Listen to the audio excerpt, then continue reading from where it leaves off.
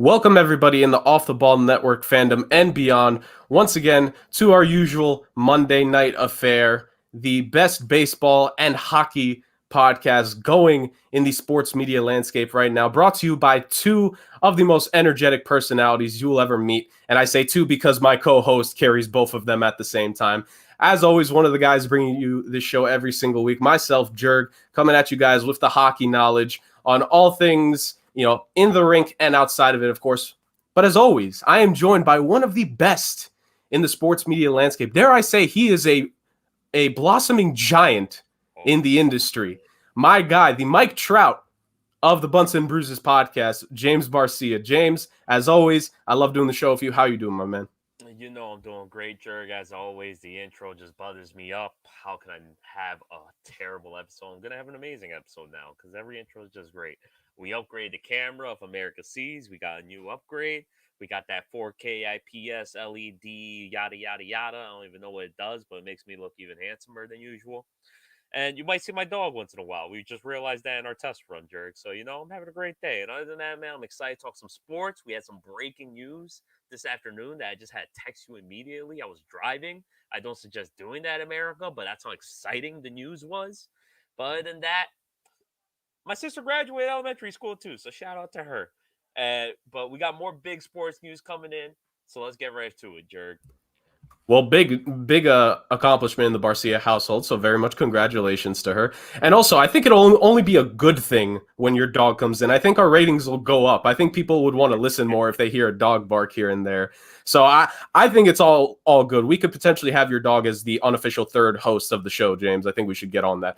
But before we get to the breaking news that got all the attention earlier today, we would just like to remind everyone, just based off of last week, that Bunts and Bruises is not alone, and the podcast is brought to you tonight once again by an official and very much loved and trusted partner of Off the Ball Network, monkeyknifefight.com. And James, we talked about two of the games that you could play on their site last week, and you can continue to play them throughout of course, with the NHL game, the remainder of the NHL playoffs, and of course the remainder of baseball season. Just remind the beautiful people of the potential money that these people can get with these games that Monkey Knife Fight has. Well, with Monkey Knife Fight, guys, you use promo code Off the Ball, and they will match you up to $50.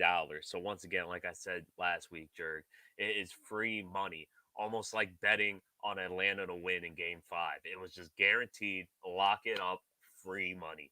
So once again, use promo code Off the Ball, and they will match you guys up to $50. And they have two great games, and they're both basically similar. And you can watch our show to win money with us. It's called the Goal Rush, which is you pick 3 different players to make 3 separate different goals, and if you hit, you split $1,000 jackpot amongst everybody who joined. And if no one wins, you get $100 added, and the jackpot rolls into next day. And we have the same exact promo game for MLB. It's called the Home Run Derby. Pick 3 players to hit a home run, and the same thing applies. So if you guys use your promo code Off the Ball once again to match that $50, you're more than welcome to make all the free money. For example, today LA's playing. They're playing against San Diego. That's a game I'd definitely catch. I'm dropping all my money on Manny Machado hitting a home run. I don't know why it's Julio Urias on the mound, but I'm feeling it. He's been getting a little hot, so let's make some money today, guys, huh? Absolutely. And, I definitely think in future weeks when we bring this up, well, the NHL, it's not much longer, but when it comes to all that, we're definitely going to bring up a few of these games that are coming up and potentially guys you could put money on. Tonight, actually, funny enough, is Game 5 between the Islanders and Lightning. So that's going to be a very interesting game. I definitely assume, because I think, if I was a betting man, which I am not, if I would be looking very heavily on some of the Lightning players to get some goals here, because some of their big guns have been silent. And James, for an offensive firepower-driven team, they're due. They're due for that game where they're just going to go off and you can't keep up with them no matter what. As good defensively as the Islanders are, the Lightning are due for that kind of game. They haven't had it in this series quite yet. Even Game 2 when they scored 4 goals, that wasn't that kind of game for them. So I would be wary of that if you're an Islanders fan. And if I was a betting man, I would 100% go on monkeyknifefight.com. Put of your 3 goal scorers, put two Lightning players in there, and especially 2 of the big guns. You could get some good money tonight if you're gonna ride that logic like I myself would. But speaking of gaining some money, James. This is not necessarily gaining money, but is this potentially a sign that the landscape is finally shifting in favor of the NCAA athletes?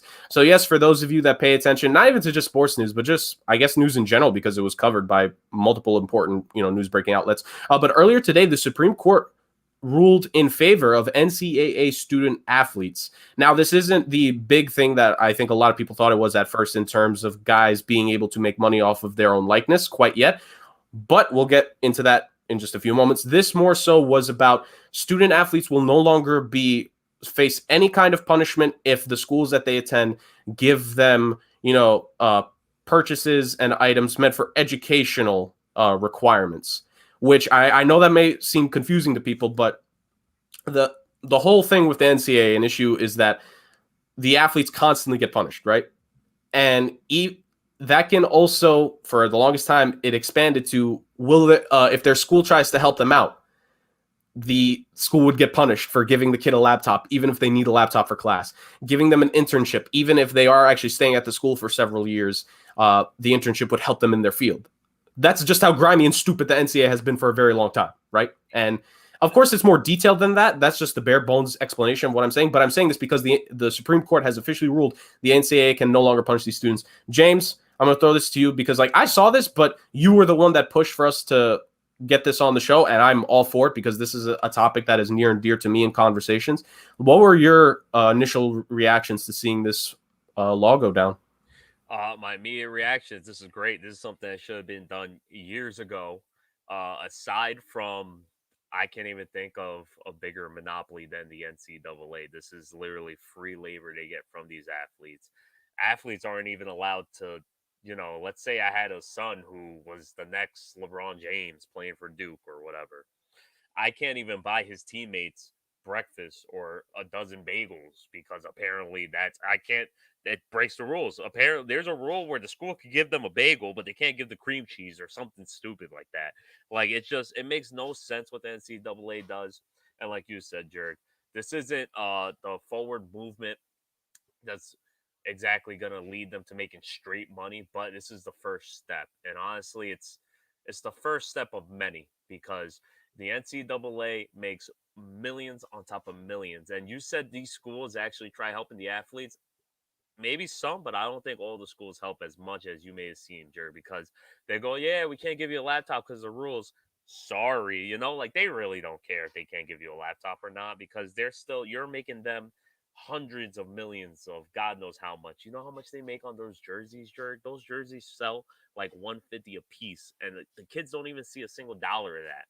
So this is also great because the biggest news out of this is we're getting NCAA football back for PlayStation, Xbox, all that. So, we're going to be having the names. There ain't going to be no lawsuits. It's going to be great. I can't wait for that. But other than that, man, it's exciting stuff. It's the first step, like I said. In case people forget, amateurism has been around forever, and people have been fighting this for as long as known to man. You had Steve Prefontaine back in the 80s, a distance runner him and his coach, Bill Bowerman, creator of Nike, both fighting against the NCAA because they had them sleeping in like shacks over there in Germany. And then you had the Dream Team, who was actually the first professional basketball team to ever play in the Olympics because due to the amateurism rule or whatever it was. And look how much money they're making because the pro players are there. So it only makes sense to remove this whole amateurs can't make money move because guess what? In every other country, no matter what age you are, if you're great at your sport, you're making money. So why is America being, the greedy mofos that we are? Don't worry, I wasn't gonna curse. I had to take a minute, Jurg. Almost had it. But either way, like I said, it's great for the student athletes and it's the first step of many. It's still not enough, but it's a starting point. Absolutely is a starting point. Of course, the big thing that a lot of people have been clamoring for a long time is to pay the athletes. And while I don't think we'll see that necessarily, I think California, especially from if it was last year or late 2019, when we saw the ruling that was eventually going to be put into law that the student athletes will be able to make money off of their name, image, and likeness, which is very critical because that has been a big issue for a long time, especially regarding the NCAA games that you mentioned beforehand. I absolutely love this as a starting point because a lot of people forget, James, up until I think it was either 2014 or 2015, the meal plans weren't even fully guaranteed for a lot of the scholarship athletes. I don't know if most people remember this, but back in the NCAA men's tournament, I think it was 20. I want to say 2014 when UConn made their second run in like a 5-year span or whatever it was, and Shabazz Napier was interviewed either in the tournament or like in the conference tournament, and he spoke. He showed line about the issue, like, hey, there are some nights where like we go hungry because the meal plan ain't there. Like that's just straight up. For some reason, people love romanticizing the life of being a Division I college basketball or football player, but it's not that glamorous. The combination of an athlete workload plus an educational workload that they need to shoulder while not getting paid for anything, by the way, which, like you said, James, like in European countries, in not just their basketball system, their soccer system as well. Like once these kids hit the pro ranks or even semi-pro ranks, they start to get paid. Like America is the only country where our 18-year-olds are at the top of the skill level. They're not in the top 1% of the best players when it comes to the best NCAA players, but they're like the top, 5% in the world in terms of their basketball skills. Because like you said, for the longest time, they sent collegiate players to the Olympics and still won a couple gold medals here and there. Like, these kids deserve something. And of course, this isn't the full name, image, and likeness thing like we hope to see one day. But like you said, this is a start. And again, for educational related benefits, we want to stress that because like James said, for the longest time, if these guys got a computer from the school would be down on them. If two kids on the team have been friends for life, and one of them is in a more well-off family, and the family decides, hey, you know what? Like, we're going to give you something because, like, you need it, and we'll give you a laptop. The school could get punished. The player could get punished for that. It is one of the just I don't know. I don't know what to call it. I don't think this is the proper, I don't think this is the right time to use this word, but idiosyncrasies of the NCAA. It sounds like the word idiot is in there, so that's the only reason why I'm saying it, because that is the perfect way to describe how NCAA has handled amateurs for so long. I use heavy quotes there because these kids may be amateurs, but they're bringing millions and millions, and in football and basketball, billions of dollars at times to the school. So the fact that it's taken this long, it's a good start, but let's keep going. Like, I personally, James, I'm not someone that once something changes, it's like, okay, we could just relax here and leave it for 20, 30 years because that's how more problems start up. No, we keep on pushing. California has it on the way. I hope other states and ultimately the country will follow because, like, these kids, man, we forget they're just like with pro athletes. These kids are human athletes, but they are in even more vulnerable state because they're college kids, James. Like these pro athletes, at least, they've been through everything. They've been through tough stuff. Like, they could deal with this stuff. They have more of a support system. Some of the wrong things get said to these NCAA kids. Remember, I think it was this past tournament, if I'm not mistaken, was it an Ohio State player who missed some free throws at the end and he received death threats? That shouldn't be happening to a college kid at all. So the fact that they can go through that, oh yeah, they deserve to get some kind of financial compensation. You're telling me that these random idiots in the stands can send death threats to me or my family, and I'm a college player, mind you? Come on now. It's absolutely ridiculous. So I'm very happy that the players, we're getting very close to the athletes finally making some real money off this. And I'm just happy to see that because I have been on this side for a long time. Like, these kids, they deserve a lot more than what they've been getting. Yeah, Jurg, just to throw one last point on how you mentioned about the athletes and how everyone to go in the driving point of everyone's case. Even like, I don't, for one thing, if you were against the athletes making money off their name and likeness because they get a free education, there's something wrong with you, man. I don't care. You gotta go get a mental check or something because it's a year by year thing. If you underperform, they could take that scholarship like that. It doesn't matter. Yes, does that make sense? I guess, but like, what if I have a career freak injury? They'll take the scholarship away. These guys are ruthless. They don't care. And you got, not only do you have to make all your GPA requirements, they force you to do work study, whatever it's called. There you go. They force you to do like 40 hours of work study on top of all your classes, and you still got to make practice as well. It's damn near impossible, Jurg. I tried being a full-time worker and going to freaking school. I wasn't even a student athlete, and I ended up dropping out. So you know how the hell you expect people to run?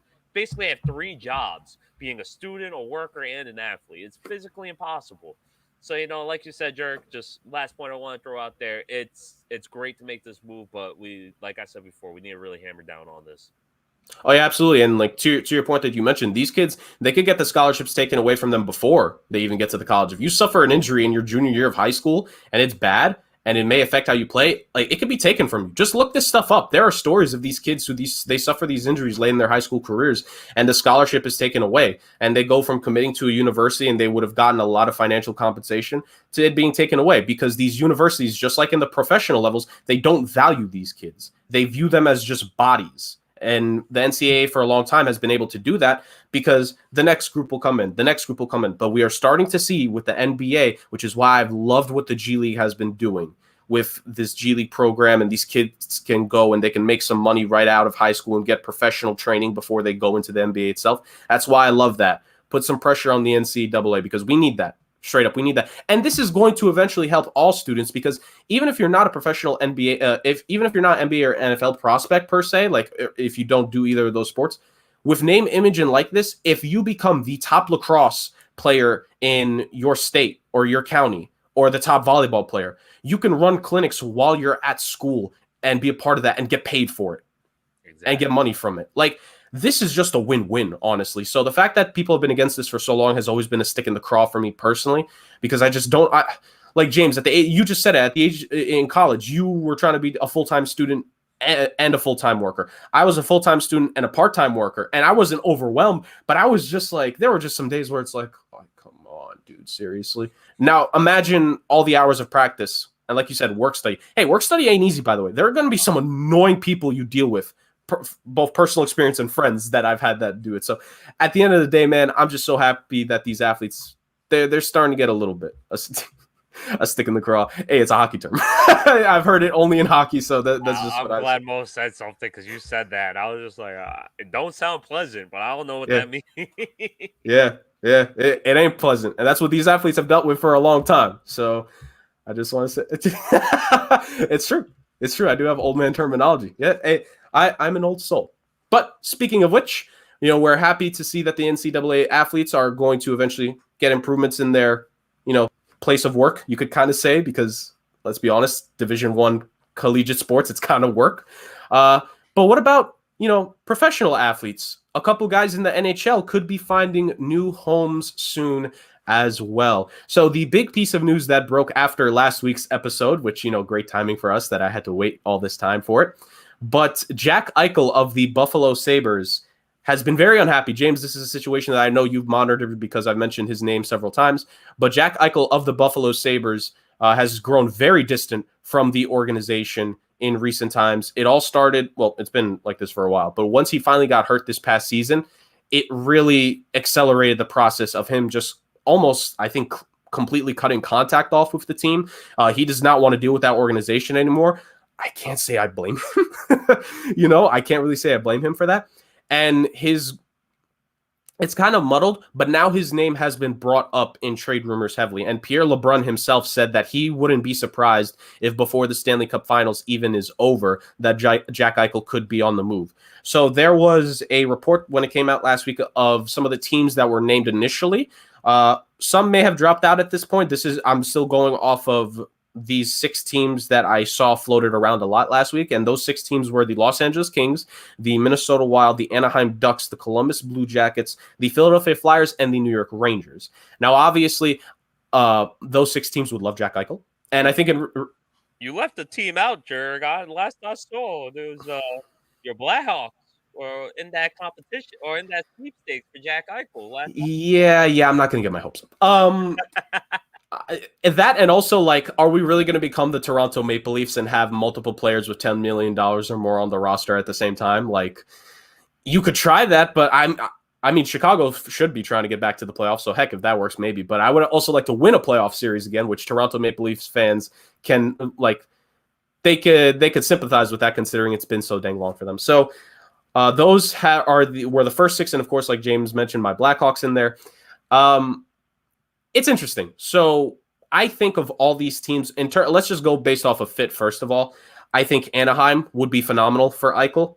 I think that'd be a great place. Send him to the West Coast, to California. With a lot of trades like this, James, Buffalo, they would love to send him to a Western Conference team because the conferences will be reinstated after this season, right? So they would love to send him to the West just so they don't have to worry about him too often. They, of course, it all depends on the trade offer they get, but they would love to send him to the West. So immediately, I think that gives a couple of these teams an edge. The Kings and the Ducks have high draft picks this year. So again, that's just another notch of why Buffalo would love to deal with those teams. The Kings have the 8th pick. The Ducks have the 3rd pick. Now, the Minnesota Wild only have the 21st pick, but they have a solid prospect pool where it's like they could give up some guys. And that could be the key because the Anaheim Ducks, from reports that I we're just reading now, none of this is confirmed. This is just ideas and rumors going out there. But the idea would be that if Anaheim were to pursue the Jack Eichel deal, they wouldn't want to give up their top 2 prospects of Trevor Zegras and Jamie Drysdale. Now, if you're going to go for a top-line center, but you're not going to give up one of your first top 2 prospects, then you got to give up, other things, right? Now, Anaheim has done a good job in recent years of building up the prospect pool. They have some solid players there. And of course, like I said, they have the 3rd pick. So potentially, could I see a scenario where it's the 3rd pick this year, another future first, and their 3rd, 4th, and 5th best prospects for Jack Eichel? I could really see something like that happening. And I know Anaheim would love it. The LA Kings themselves would love it. So, it's all dealer's choice, right? Buffalo has, at the end of the day, the final say of sending Eichel. I don't remember off the top of my head if he has one of these no movement clause in his contract. He probably does, so I wouldn't be surprised. But I think the two of them, at the end of the day, they're just going to work together and get him out of there. I know Eichel would love to somehow get to Tampa Bay, but I don't think there's enough salary cap wizardry to get him there, with even with the long-term injury reserve. Speaking of which, the Lightning are actually up 2-0 in Game 5 as of this moment. Hey, did I not say they were due for that game? So that's all I want to say. It's all right. It's a 3-game series right now. It's all good. Hey. It's still the first period. There's still a lot to do. Don't worry. My Islanders, well, not my Islanders, but the Islanders got this. Right. So that is the news on Eichel. You mentioned my Blackhawks. Look, man, I would love if we could get a bona fide stud. In part because Jonathan Toews didn't play this whole last year, not even due to COVID, but he had a serious lung issue going into the year where he had problems like breathing and some stuff. I still don't think there's been a full report on what happened there. Of course, to the captain, I hope everything is fine. And it may come to a scenario where he may actually have to retire early. Now, I haven't seen a report of that. I'm just guessing based off of everything I remember seeing in the preseason.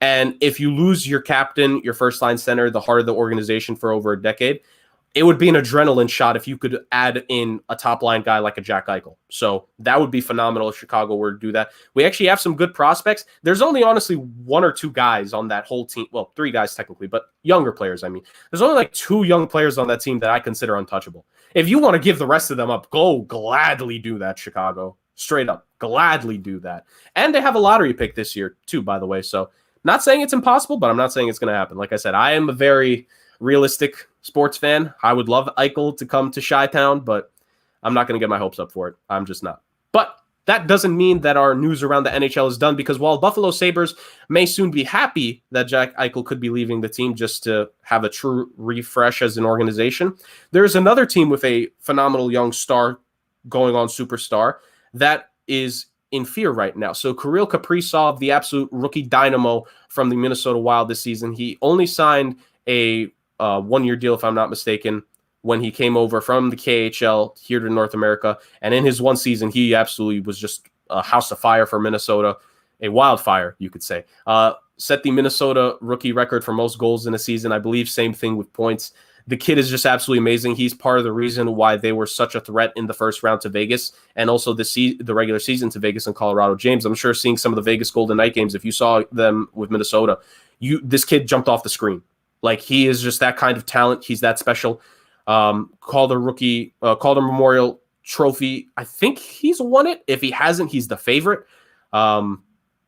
He is an absolute stud, and I'm bringing up his name because he is currently a restricted free agent, but he's a very specific type of restricted free agent. It's this whole thing when these guys come from overseas after years after they've been drafted, and they don't sign the regular rookie 3-year deals. They sign lesser term deals.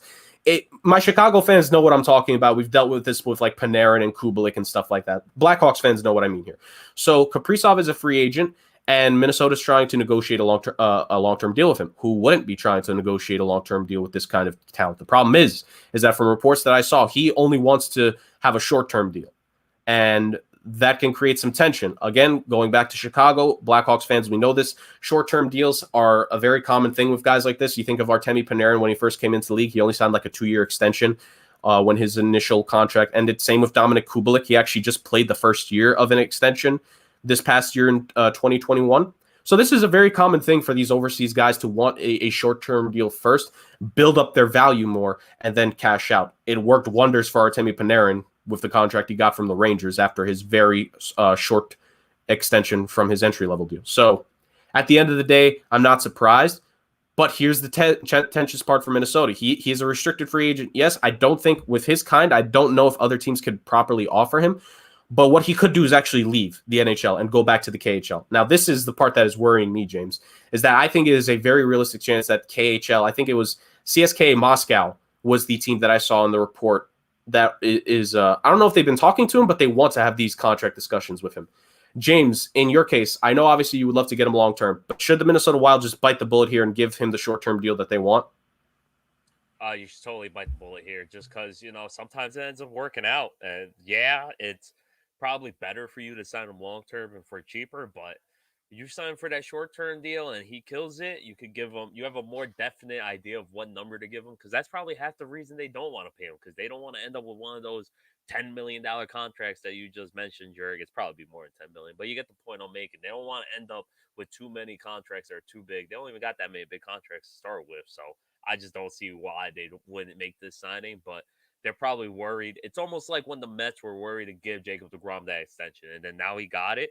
Here we are 3 years later, and it was the greatest deal you could have ever made because you're getting pennies on the dollar. So why not give him the 2-year extension? Like you said, it worked out for Panarin because he ended up making big money.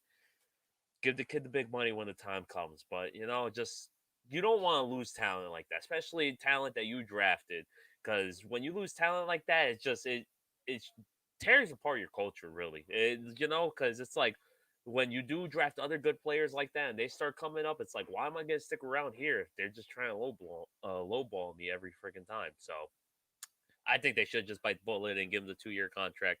I saw exactly the same exact tweet that you said, Jurg, about the KSKA Moscow was looking to just offer him. Literally, this tweet just says offer him a ton of money. So we'll see what happens there. But from the last thing I saw too, the talks aren't looking good for a while because they've been cooling off dramatically. So they better make a move here soon before it's too late. Absolutely. And I think, like you said, just with the organization and what this could do to the culture, forget even just like future players. Think of the team now. This was a season none of us expected from Minnesota, and Kaprizov has so much to do with it. The energy that he brought to the organization this season with his talent, like he didn't just have a good rookie season to where he put up the stats and he was a good player. No, this is a name now. Like people around the league know this kid. Other fan bases know this kid. This is a marketable star that if he's the guy for your organization, that means big things in the future. That could mean that, once the Zach Parise and Ryan Suter deals are finally off the books, and I think 27 years from now, it feels like they'll be. Not really, but it just feels like they will be. Once those deals are finally off the books and you get a little bit more spending money, like who wouldn't want to play with this kid? I know it's Minnesota, but hey, like in the NHL, sometimes guys don't always just go to big market teams. They'll go to a Minnesota. They'll go to a Nashville. Like there's a chance this could happen. And with that being said, I think it's a no-brainer. Minnesota, don't be stupid. Sign the kid. Like if he wants a short-term deal, like you said, James, like you bring this up, why not sign him to the short-term deal? Because if he I don't think he will, but let's say he has an off year in like the first year of the big contract extension. You start to have just a touch of buyer's remorse. If you sign him to a 2-3 year deal, that'll be a 2-3 years of, okay, we'll definitively see how much of a stud this kid is. Yeah, you'll have to eventually pay him more, but hey, talent costs money in the game today. And plus with the salary cap going up, in 3 years from now, the salary cap will be well over, at least I hope it's well over $90 million. So if that's going to be the case, why not just give him this deal now? Work it out. Again, Parise and Suter deals will be up within a couple of years. I think Minnesota, a lot of people may not see it on the surface, but this could actually work out in their favor more so if they just were to bite the bullet right now. So I think they should do it. I know you think they should as well. The NHL world is going to wait and see because, James, I'm presenting you this scenario. You're a young general manager early in your tenure. You hit an absolute home run, or in this case, a hat trick with the kid you brought over. Dynamic, marketable, everything. And you let him go back to Russia after one season. That's not good. No. Especially Russia. We fight with them. We've been fighting with them since the Miracle movie. I've seen it. So, we can't let them have all the good players. I've seen us in the Olympics. They destroy us every time. We haven't won since that Miracle movie. But regardless, yeah, you got to lock down the talent. Because look, just to bring up another Mets analogy, let's say you pay them that long-term deal that you're trying to get. Yes, it might save you pennies to the dollar now, but like you said, Jurg, I don't see it happening. But if this kid blows up, like if he was Lindor, it don't look too good. Like you said, it's easier to digest with a smaller contract. But it just they should make a move, just like our next segment here, Jurg, where I think I don't think you're about to hit me with some teams, and I'll give you my opinion. I don't even know the teams yet, but you're gonna let me know what teams you picked on this next segment. Where with the trade deadline coming up, should teams blow it up? Or should they buy it all? So, Jurg, what teams did you have on your list that you were going to ask me about of teams that you believe are towing the line when it comes to the trade deadline? So I have personally named this not as good as James. I called it all in or all out. I'm going to give James a couple teams here, and he is going to say his thoughts of should they push for all in this season and try to make a run, or will they stay out of it and from there should they actually just stay put, or the blow up, the rebuild begins. So, like I said, James, I got a couple teams here, equal amount of teams from both the American League and the National League, and you're just going to, like you said, give your thoughts. James has no idea about any of these teams, ladies and gentlemen, so these are straight gut reactions. I'm excited for this. So, James, let's just start the proceedings off here with the Minnesota Twins. Let's just keep it in, no, not the Great White North, but I guess for America, you could call Minnesota that. The Great White North of Minnesota, the Minnesota Twins are they're doing better in recent weeks. We actually mentioned them a couple weeks ago in our segment when we talked about teams that we could see bouncing back, but also teams that have disappointed us this season. So far through 71 games up to this point, as of this recording, they are 30-41. Now they are 6-4 in their last 10, which is conceivably better than what they have been throughout most of the season, but they're fourth in their division. Yeah, they're behind the Cleveland baseball team and the Kansas City Royals. I would not have imagined that going into this year when I was thinking about how the Minnesota Twins were going to do. Heck, I had them winning the divisions. But my anger aside, what should the Twins do here, James? They're very far from the division lead, especially with how great the White Sox have been, and they're far from the wild card as well. Are the Minnesota Twins this season, should they go all in or all out? Jurg, you really had to hit me with the Twins. That's like one of the hardest teams I could have thought of right now. But just off gut reaction, like you said, they are currently fourth in the division, although I don't see how Cleveland could keep it up. Like they're kind of coming back down to earth, but they're kind of not. It's actually, like you said, it's amazing what they're doing.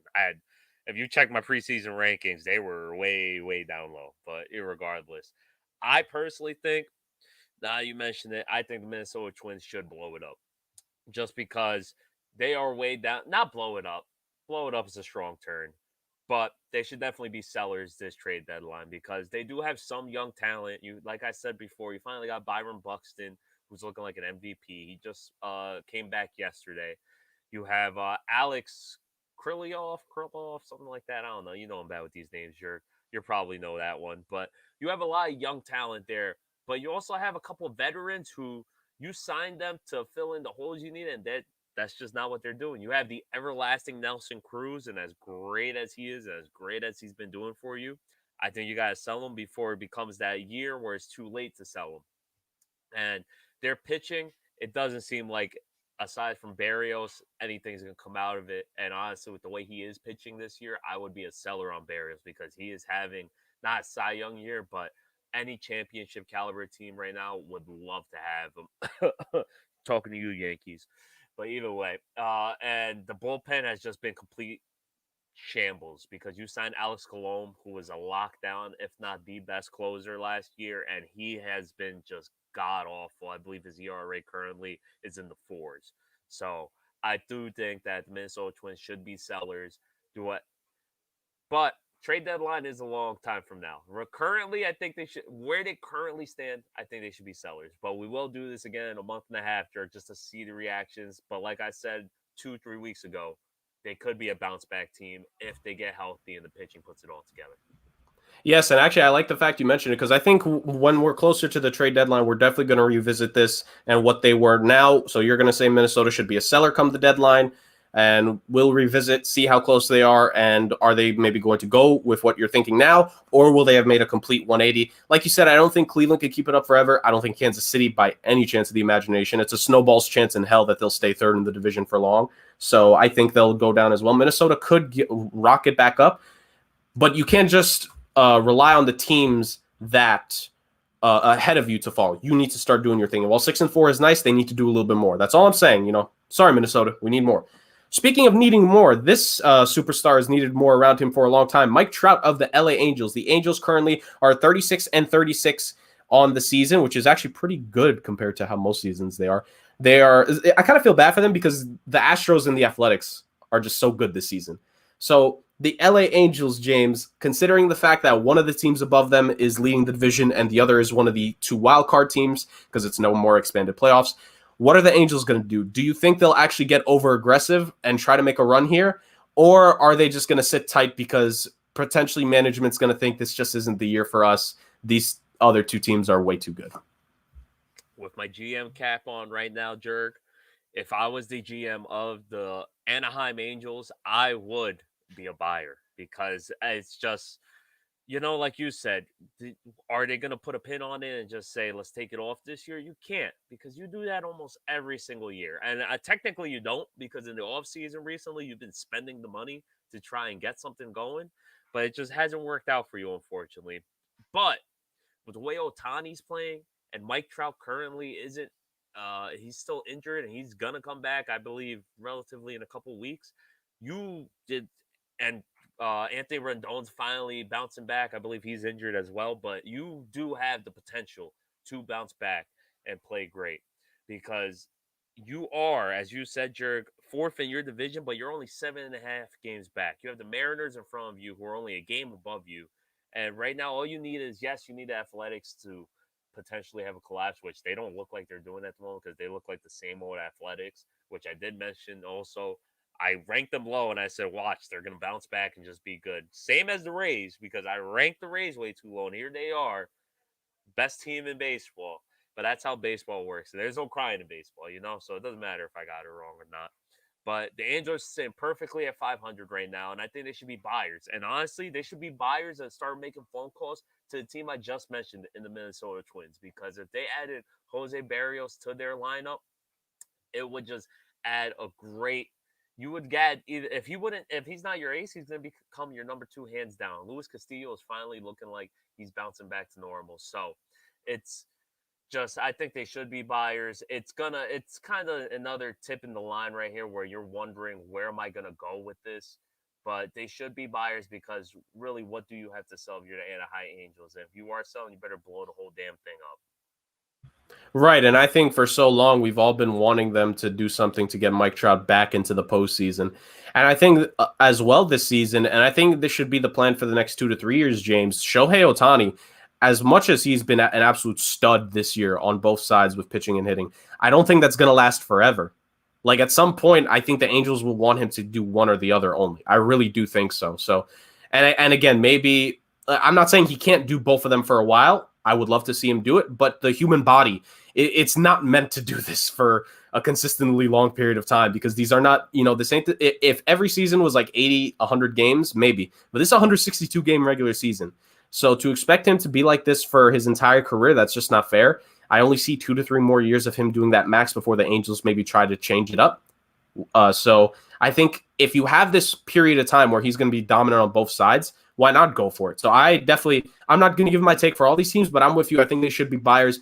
If they could somehow swing a Jose Barrios trade, like him, Ohtani, like that's lethal as your top 2. That just is, and that helps you out. You can honestly argue that's better than the top 2 of the teams ahead of you, really. So like just on paper. So why not do it if you're the Angels? And it's Anaheim. Like we call them Los Angeles Angels of Anaheim, but like it's California, it's the West Coast, Silicon Valley. Man, come on, you have money. We know you have money. The only reason Ohtani wanted to go, he said, "I want to be the West Coast. Peace out, no East Coast." So I mean, come on, it's there. It's a big market team. You just gotta make it a big market team. And I apologize. I said Luis Castillo earlier. The red gets me always mixed up. I always mix up the Reds and the Angels just because they're both small market. Either way, regardless, That's fair. You should be buyers if you're the Anaheim Angels. More than fair. More than fair that you may confuse those two, because I think most people. I mean, they both of them missed the playoffs so many times. I think it's almost they're the same team. You're not wrong. So speaking of big, market teams, James, this is another one, and I'm really going to be interested to see what you say here. And I think some people at the network will be interested to say the New York Yankees. Ooh. All in or all out. I only bring this up because a close friend of mine who's a massive Yankees fan brought up this idea where if they cannot keep pace with Tampa and Boston, and they're not even in the wild card right now, they're not in the second wild card spot. So if they can't keep up, could it be time to sell off a couple of these pieces? James, all in or all out? New York Yankees. At the moment, I'm going to be a buyer at the moment because the Yankees are looking hot.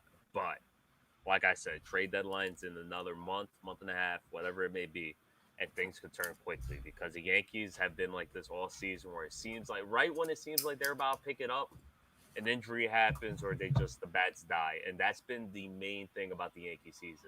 It's been consistently inconsistent.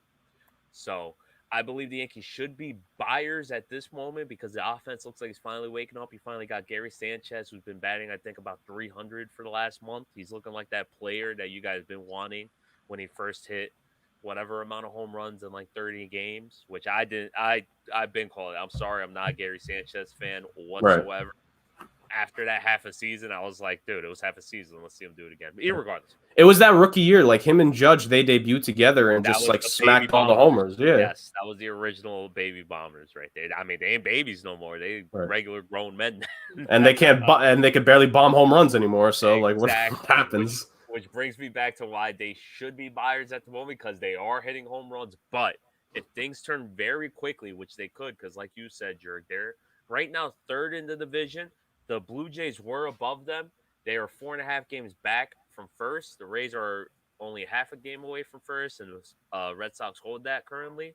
I don't see the Red Sox and Rays going away anytime soon, so it could be a little scary for the Yankees. If they do end up picking it up, you got to be buyers. You got to get some arms in there to help out Garrett Cole because this project with Corey Kluber and James Talion, yes, it was great while it lasted, but apparently it didn't last. Yeah, it's not viable for 162 full game regular season. Like exactly. You had two guys who didn't pitch for over 2 years. So how do you expect that to work? I don't know. They need to empty out their pockets and remember that they're the New York Yankees. That's what they need to do. They should make a trade for Jose Barrios, like I just said, but they won't do it. But if things turn around, like I've been saying, Jurg, in the next month, they should be sellers because not only do you screw yourself over with that Giancarlo Stanton trade, which at the moment, it looked like a great trade, but now you're looking at it, hindsight, it was a terrible idea, and you really should have paid Bryce Harper or Manny Machado. But you're going to be stuck right now with the decision of who are you going to pay? Are you going to pay Judge when he gets hurt just as much as Stan does? Like, do you want to carry these contracts? Which is why I'm saying in a matter of moments, it could be the quickest turnover for the Yankees and why they end up becoming sellers within the next year. So a very good point. I'm going to be interested to see what happens as well. The Yankees, man, like you said, just remember you're the Yankees. Like, make that big time deal.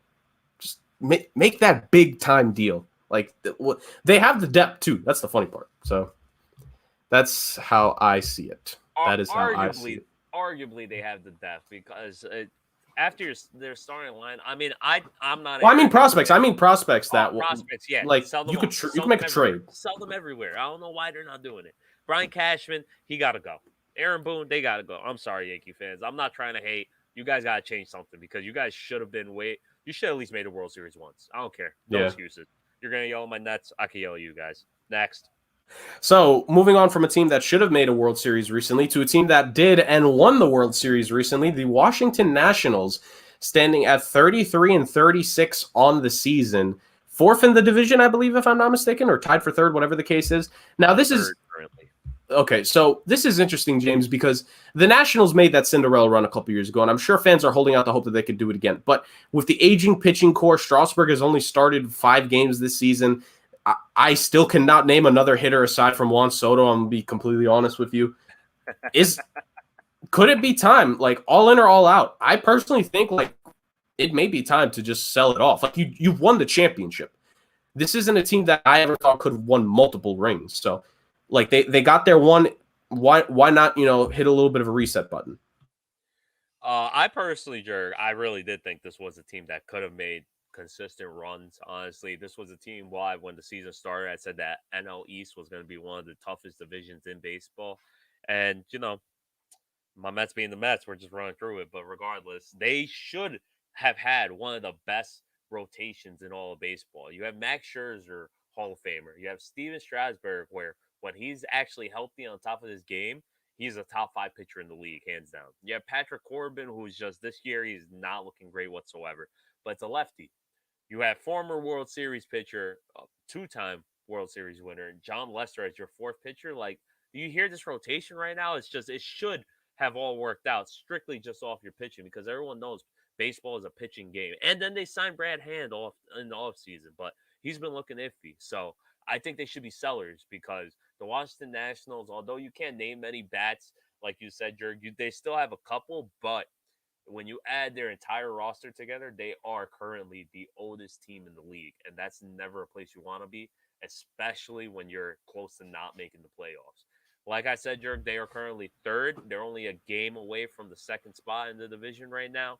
But unless they start getting healthy very quickly, I do not see where the offense or the pitching is going to generate from this team because they do have some young stars in Trea Turner, Juan Soto, but after that, you're not having much more. You got Josh Bell, who's your first baseman, and it's just you're scrapping for veterans. So you Right. need to reamp maybe not blow it up, but you need to retool what you currently have and see while you still have the Hall of Famer pitcher and Max Scherzer and Steven Strasburg, if you could go ahead and make another run for it. Right. And like kind of like with Minnesota, like you said, not necessarily like blow everything up, don't trade everyone, but trade specific pieces. Like you don't need to get rid of the whole farm. You still have guys you want to keep there, but maybe trade a guy here or there. You kind of mentioned like Patrick Corbin. I personally think he could be a guy that could get moved here because he's been pretty good for them, but if they're not a World Series contender anymore, I don't see a reason to pay all 3 of them, and I think Corbin could realistically be a guy that gets moved. That's just my opinion. That's just my thought process with it. So one final team here, James, for our segment in All In or All Out. And you kind of mentioned that before. You confuse them with the LA Angels sometimes. No need to confuse them, man. Straight up, the Cincinnati Reds. This season, a lot of people in the preseason, James, I saw a lot of hype for the Cincinnati Reds coming in, that they could have been a team to surprise some people. They could have made a pretty good run here. They are just barely ahead. I technically tied because, 500 record with the St. Louis Cardinals, but they sit behind 2 other teams in the NL Central at the moment. And like I said, they're a team that a lot of people had expectations of, but they haven't necessarily met them. I think a lot of people thought they should have been better than this. So straight up, all in, all out, Cincinnati Reds. Like, should they take that risk, or should they say, you know what, one more year of development? Just blow it up. If you're Cincinnati Reds, just blow it up. Why? Why take the extra year? It's been every year they had these expectations. I have zero clue why. Like zero clue why people have these expectations. It's almost like when people have the expectation for Angels.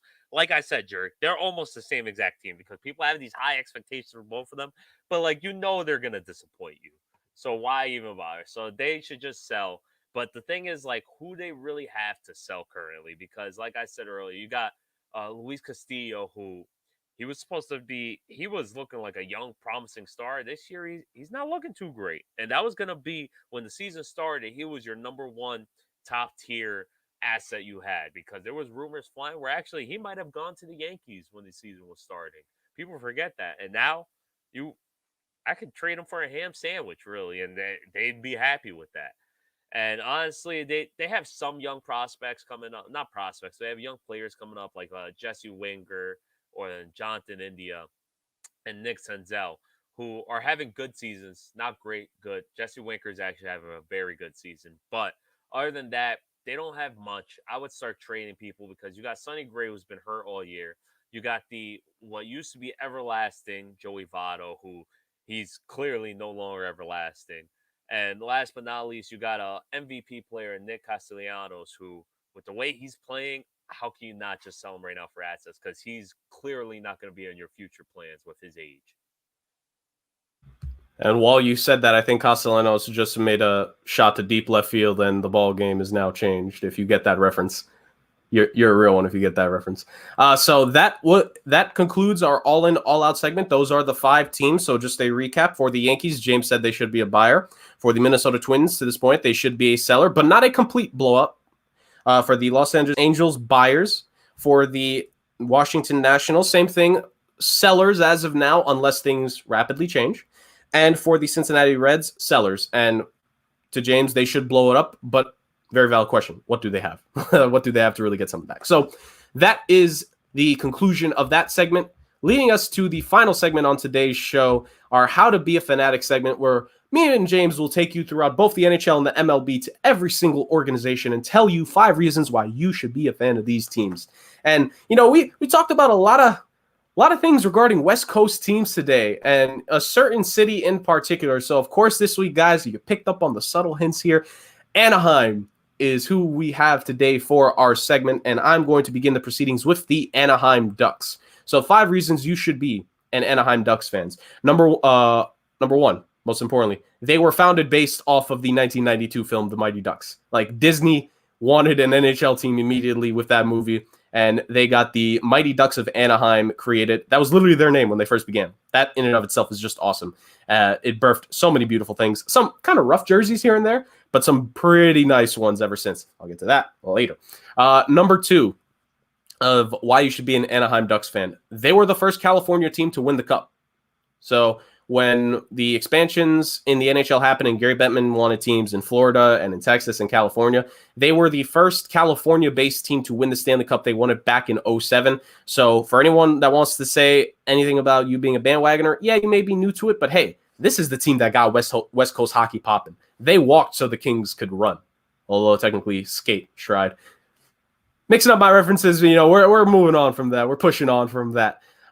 So yeah, they won the Cup. Ain't no one like the first, James. And if you're the first one to bring the Cup to the West Coast, that means something. It really does. Hockey's a legacy sport. So to have that as a notch on their legacy belt, that means something. Number 3, the great players that have played for this team throughout its history. While this organization is still relatively young, they've had a lot of great Hall of Fame, either bona fide Hall of Fame players or Hall of Fame talent players don the jerseys. Teemu Selanne, the Finnish Flash. Paul Kirill, one of the best in the game when he played. Scott Niedermayer, former New Jersey Devil, actually, who then went to Anaheim and helped them win a cup. Chris Pronger, one of the best defensemen in his time. Ryan Getzlaf, Corey Perry, 2 longtime Ducks players up until Perry recently, and Getzlaf, who may retire. And Jean-Sebastien Giguère in net. Getting jiggy with it was literally a thing that they said at Ducks games, because when JSG was their starter, they were lethal. Number 4, the young players that this organization has, like I said earlier, they're transitioning. They have a pretty good prospect pool. They still need more bona fide talent, really. So they're nowhere near done with this rebuild, but they have some pretty good players, a couple pieces on the blue line, Jamie Drysdale leading the way. And then the forward core, Maxime Comtois, Jared Zegras, Max Jones, Sam Steele, who they hope can bounce back, get better. There are some young pieces on this team. Now, do all of them stay is the question. Do they go for a star? That'd be interesting. But the Anaheim Ducks have great young talent for the future, right? And the 5th and final reason, I kind of preluded to this, the Mighty Ducks jerseys are just so good. Their reverse retro, the regular retro, just Anaheim's old jerseys, the Mighty Ducks jerseys, when they have how they have them now, James, they just look so smooth. I don't say jerseys for every team. I think I've only said it for a couple of them. And the Mighty Ducks deserve this, or technically the Ducks, but I'm calling them the Mighty Ducks, dang it, because their jerseys are so clean, so beautiful. It's just amazing. So those are the 5 reasons why you need to hurry up and be a fan of the Anaheim Ducks. I don't know, Jurg. Jerseys is, if not for you, I've said it almost at least every other thing, but it's baseball jerseys. Baseball jerseys are always clean. But the 5 reasons you should be an Anaheim Angels fan is, number 1, you have the best player in baseball for arguably the last 5-10 years, whatever it may be, in Sir Michael Trout. He has been amazing. Come on. Besides injury, there's nothing stopping this guy. And the only reason his name hasn't been blown up more is the fact that he's on the Anaheim Angels, unfortunately. Other than that, the second reason his name hasn't been blown up more is because of his teammate. And the second reason to be an Anaheim Angels fan is Shohei Ohtani. We are talking, Jurg, I can never preach enough about this man. I tweet about him. I retweet We'll talk about him all over the podcast. This guy's the modern day Babe Ruth. I don't think people understand what we're witnessing here. We are arguably watching one of the greatest athletic achievements since Bo Jackson. This guy is literally hitting every day, and he's pitching every other 5, 6, whatever it may be days. There's not been a single person who has done that ever. Ever. And he just had this insane week last week. Vlad Guerrero Jr. said it himself. It doesn't matter how many home runs he hits, where he's currently, I believe it's up to 21. He's leading the league in home runs.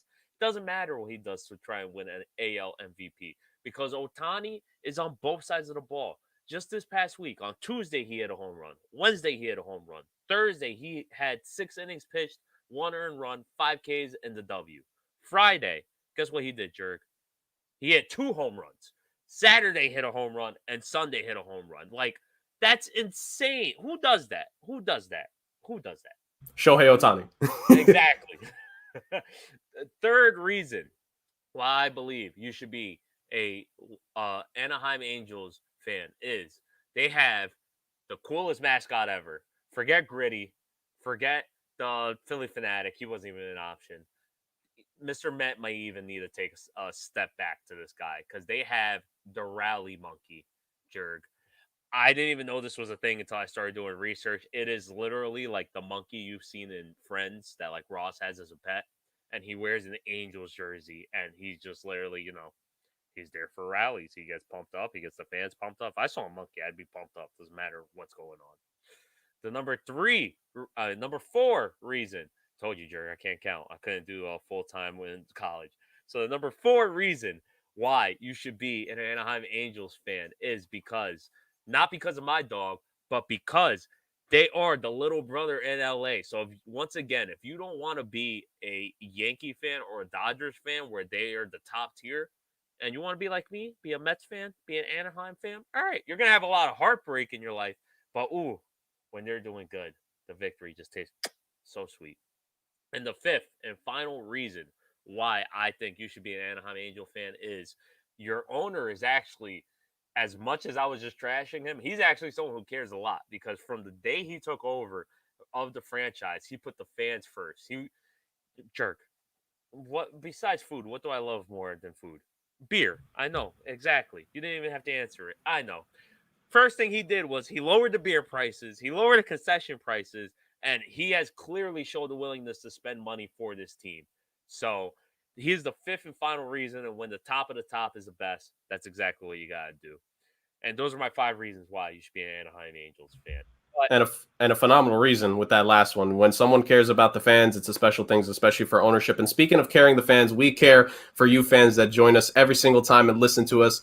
And we thank you all for joining us, not just for How to Be a Fanatic segment to finish off, but of course, the end of the episode has come upon us. Once again, thank you all so much for joining us this week. Always love bringing the show to you guys. You guys are the absolute best. All of you who listen live, who comment live, and then who listen live later and who have given us some feedback. We appreciate everything at all. Of course, follow us at Bunts&Bruises on Twitter, at Jurg K40 for myself on Instagram and Twitter, at Bars Talks on Twitter, and at Bars_Talks for his Instagram. And of course, this week's episode was brought to you all by monkeyknifefight.com. Again, go check out their games. It's absolutely phenomenal. And the promo code is off the ball for the amazing offer that they have for all of you. James, I'd say this was quite the episode. Tell the people, thank you and a good night. People, thank you. Good night. I have real quick breaking news. Guys, shout out to Stu Brooking of the Off the Ball Network. I just seen this message right now, and my man has gotten engaged. So, Stu, congrats. Have a beer, have a shot, have a hot dog. Wish you many years of happiness, man. Fans, catch us next week. I'm not going to have great breaking news like that, but what better way to end the episode? We love you. We love you, Stu. Peace.